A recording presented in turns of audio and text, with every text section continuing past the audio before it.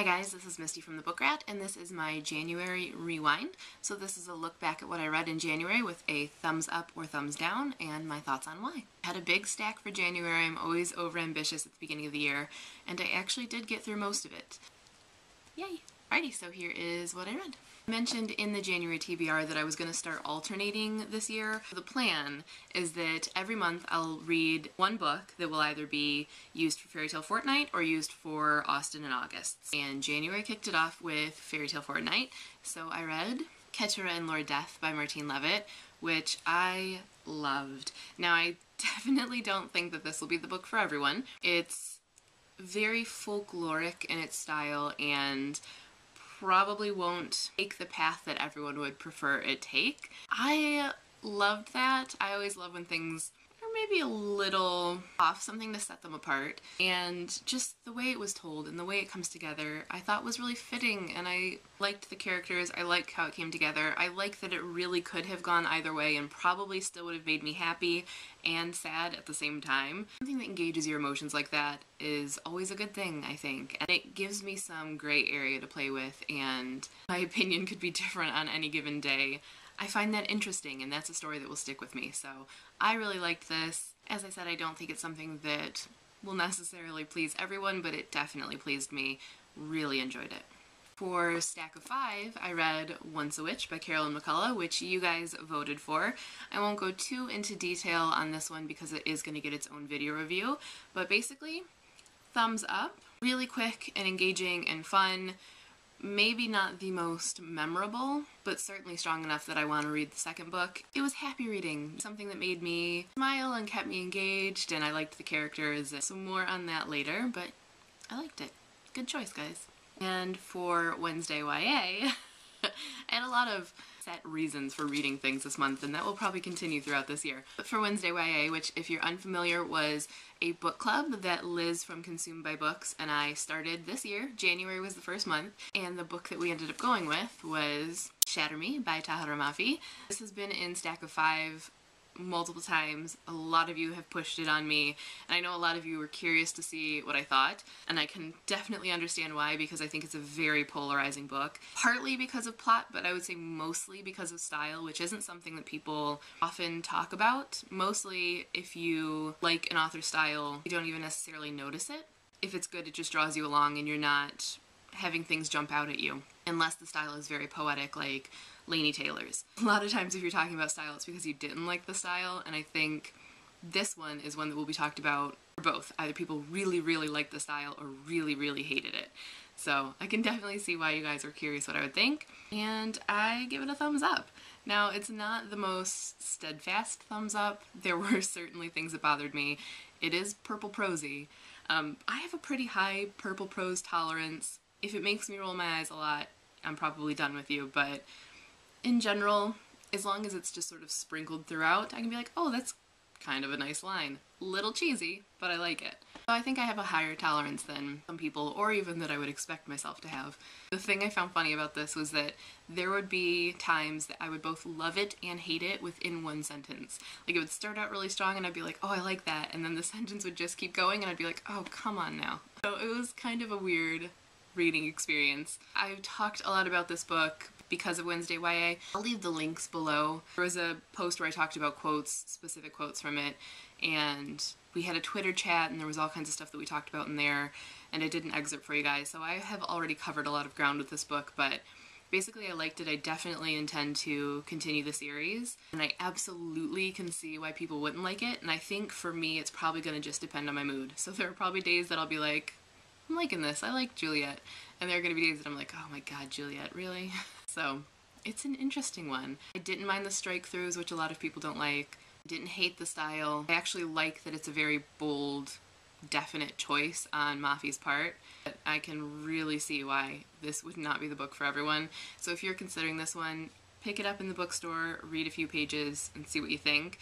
If you're already starting to get over the style a little bit, I wouldn't take that one home with you. But if you're intrigued, or you're like, I'm liking this, I would say give it a try. But yeah. It was a weird one, but yes, thumbs up. I also read Something Real by Heather Demetrios. I was part of the blog tour for this one, so my review is already up, as well as a guest post from Heather. And if you're seeing this soon enough, there's also a giveaway, so you should definitely go enter.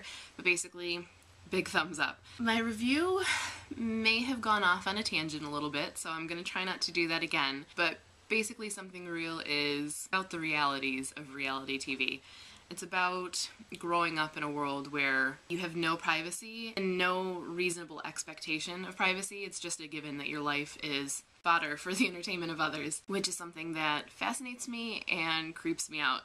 So in my review, I talked a little bit about how this book kind of had me depressed. It's contemporary and it's, you know, realistic fiction. It's not super frothy bubbly and it's not like the super dark Cutter books. It's just, you know, normal life. I mean, normal life for a reality TV star, but you know what I mean. It's the peaks and valleys in between, happy times, sad times. It's not wholly one or the other, so it's not something that I would expect to make me really sad. Demetrios put a face to all of the things about celebrity culture that really bother me, and I just felt for Bonnie. I felt really sad for her. It made me realize how little faith I have sometimes in people, but it also gives you those bright moments and it gives you, you know, the hope that you need to. So it was really balanced, but I bring up the whole it made me a little depressed thing because that's how emotionally engaged I was. That's how much I think that the reader is able to connect with Bonnie, and I think able to really get a picture of her life. And so I think Demetrios did a really good job on that. And the style is just super engaging. I love the tone, I love the narration. I found Bonnie and pretty much all of the characters just really pitch perfect. Utterly believable. I think it's a book that will leave people thinking, and I think it's a book that people will connect to. And I just really, really enjoyed it. So I would say, if you're curious, check out the rest of my review. If you want to, like, join in the conversation, get on your soapbox the way I did on mine, the links for that are below. And of course, enter to win. Next up, I read Tin Star by Cecil Castellucci. I give this a definite thumbs up. I really, really enjoyed it. I don't think that everyone will. This one is far futuristic, set in space. Many, many aliens are a known thing, and the main character is, for the most part, the only human through much of the story. And because she's the only human for so long, she sort of loses a little bit of her humanness. There's one thing humans do well, it's mimicry. There have been many studies of how we change the way we act, even just one-on-one or in different groups of people. That's what we do, it's mirroring. That's how we make community. So I have a human surrounded by aliens, naturally she's going to do the same thing, especially when her survival depends on it. So when she's confronted with humans, remark how very little she seems like a human, and I think that's part of what will make some people disconnect with this. Her narration isn't the most human, it's a little bit cold, and I don't think that's necessarily even just because she's a human among aliens, but also it's part of her survival. This is her survival mechanism. She's gone through something very traumatic. She sort of shuts down. I mean, she puts a lock on the emotions, does what she has to survive, and tries not to confront those. And that's what I find really fascinating about it, and that's why I really liked the style that's sort of stoic, as was shown with the Birthright series, where I repeatedly called Anya a cold fish. She's very stoic too, and I loved that. A lot of people didn't. They couldn't connect to her and they needed her to come out of her shell a little bit or whatever. So I think some people will have the same problem with this. I think some people will not have it hold their attention because they just can't really connect to Tula. I actually really loved that. I thought it was really suited to her circumstances and was intriguing to me. Just worked for me. It really captured my attention, and I liked Tula and I liked creatures that she was surrounded by. I thought Castellucci did a really good job of giving the aliens otherness, making them seem believably alien, but also keeping them relatable enough that we could connect to them in some way and Tula could connect to them in some way.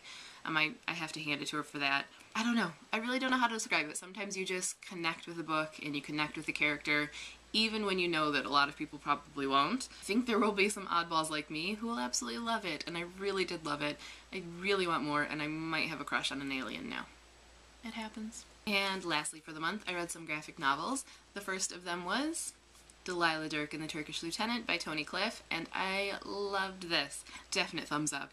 It is set during the Regency time, but in the Middle East, and follows a female adventurer who is quirky and hilarious and bold, and I loved her. And she's balanced by the Turkish lieutenant of the title, who is not bold and is kind of freaked out a little bit by her, but finds himself kind of drawn into her net. And the way they interact and the way the story comes together and the friendship there was just perfect. I loved it. I laughed many times. You can see I tabbed things. That's always a good sign. I believe this is going to be a series, and I really hope it is, because I definitely want more of their adventures. Just so much fun and beautifully done. It's full color and gorgeous, and there's a ton of personality, and I loved it. If you are into graphic novels or you're wanting to get into graphic novels, highly recommended. So fun. I read The Cute Girl Network by Greg Means, MK Reed, and Joe Flood, which again, thumbs up. This one was also really good at conveying personality and just being kind of generally relatable in a funny, slightly outlandish way. I really like MK Reed's voice. She creates really interesting female characters. It's just needed, I think. It's a voice that's needed, and they're flawed, they're imperfect, but they're recognizable. We know these people, we are these people. Styled up a little bit. I liked the story, it was really cute and sweet, and also, you know, tries to make a little statement, but not in a super heavy-handed way. And it's also always fun to get contemporary graphic novels. I think they're starting to become more common, and I really like that. Also, I would so very much pay for the vampire boyfriend story to be made into something full-length. One of the funniest things I've ever read. It was awesome. Someone make that happen, please. And lastly, for the graphic novels, I had planned to read Boxers and Saints, but then The Undertaking of Lily Chen showed up in my mail and I had to read it. The Undertaking of Lily Chen by Danica Novgorodov. Thumbs up. First of all, this is one of the most gorgeous graphic novels I've ever read. It's beautiful. It's, as you would guess, largely watercolor. Really, really gorgeous. I wanted many of the frames as posters. This gets a thumbs up, but I also feel kind of wrong giving it a thumbs up. Ugh, how to explain? Okay, so this book is about Chinese ghost marriages, and in it the main character's brother has died. He feels responsible. His parents add to that and make him feel awful and tell him that he needs to find a bride so that his brother is not alone in the afterlife. The story is his search for a bride for his brother, and of course, it's a ghost marriage. She needs to be dead. Yeah, it's a disturbing story. There are things that I liked in this that I shouldn't have liked. There is a romance in this that I really shouldn't like. If you ever wake up with a man's hands around your throat, run! Kick him in the balls and run. Don't kiss him! But I think it's because it was full of misunderstandings. It's definitely a dark comedy, and I know dark comedies don't go over well with some people. If you take them too seriously, they shouldn't go over well with you because they're dark. But I really like dark comedies. It's good and cathartic to just confront the dark and laugh at it. It's not necessarily the most PC, and it's not necessarily the most wholesome, but it's not what you're looking for in a dark comedy. I really liked it. I laughed a lot, even when I was like, oh, that's so wrong. But I think that it will probably rub some people the wrong way, or maybe even be triggering, so be aware of that if you do decide to read this. But if you have a warped little brain like me, you're willing to kind of just go with it. And this was really fun and really beautifully drawn. And quirky as all hell and just memorable. Definitely memorable. It's fun. Whatever. That is what I read in January. I also started In the Age of Love and Chocolate by Gabrielle Zevin, but because I read the bulk of that in February, I'm going to save it for the February rewind. Though I will say, if you haven't read the Birthright series by Gabrielle Zevin, do so. Oh, it's so good. Right, that's all for this rewind. Let me know what you think in the comments if you've read any of the books or want to read any of them. And if you read anything outstanding in January, let me know about it. That's all for now. As always, thanks for watching and happy reading.